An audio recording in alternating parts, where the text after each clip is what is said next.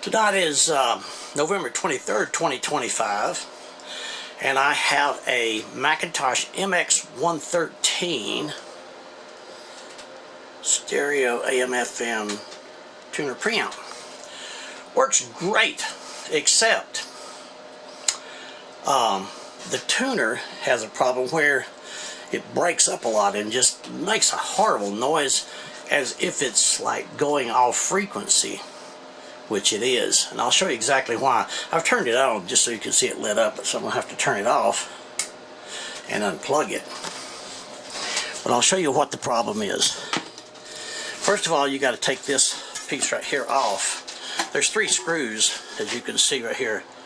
1, 2, and 3 that you remove from the bottom.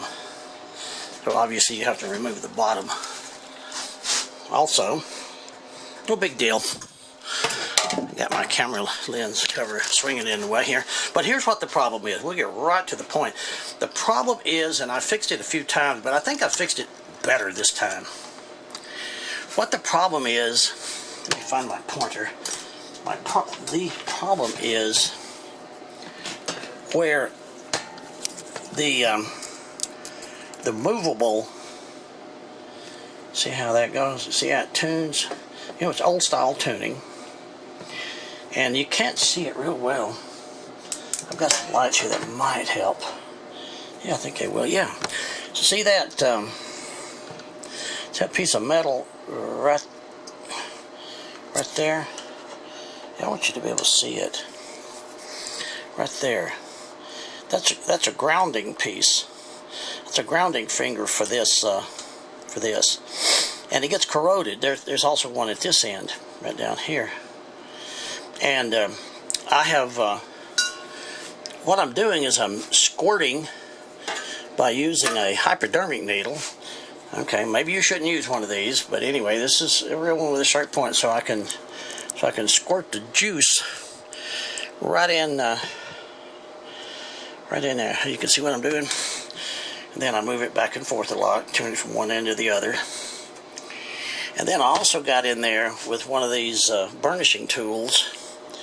It's a little bit of a pain. I can't exactly do it with a camera and everything else. But anyway, you get in there and you burnish all that off. Do that on both ends. And that fixes it. At least for quite a while. I've made some not too involved attempts at it before. I've never cleaned it with a burnishing tool until tonight. I've just cleaned it and run it up and down a few things like that, and then blow it out with with some compressed air down in there. You see what I'm doing. But anyway, if you happen to have one of these beauties, the MX-113, got a lot of glare in here. How you can see more of me than you can of the thing. And an MX-112, I have an MX-112 that gets the same problem sometimes.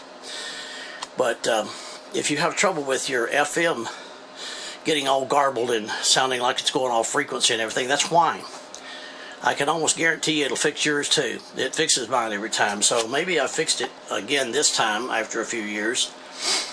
So I won't have to fix it again for a few more years. So there you go. I'll show you underneath it. I always find something else I wish I'd have shown. Nothing much underneath. The screws that hold it on, one's right there, and the other 2 are one's right there, and one's right down there somewhere. You'll find them. And there it is. It also has some pieces. I know I'm moving around fast. It makes some people dizzy. But and then it has some little pieces here that you put back for insulation. You know what I mean. By the way, the other day I made a video on how to clean these pots. These are 2 or more of those sealed pots. This is actually a replacement pot. The original one got so bad that I bought a new one years ago. I think it was pretty expensive. It was like $150. Ordered straight from McIntosh. But then this one got very, very bad. So I made a video the other day of how to drill 2 little tiny holes in it toward the back. Now, if you drill holes in it and ruin it, you can't blame me. But anyway, here's what I did. And then I used just a little bit of, well, you know, this kind of stuff, whatever it's called. Just some kind of control cleaner, and gave it a little psh, psh, in each hole. I fixed it totally. Just beautifully fixed it. And cleaning that that tuning capacitor fixes it too. You can see this one's been around. I think they were made about 1970.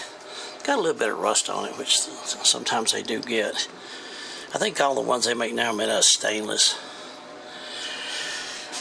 But if this helps save your MX-113, then it's all worth the effort. Hope it works for you. Thanks for watching.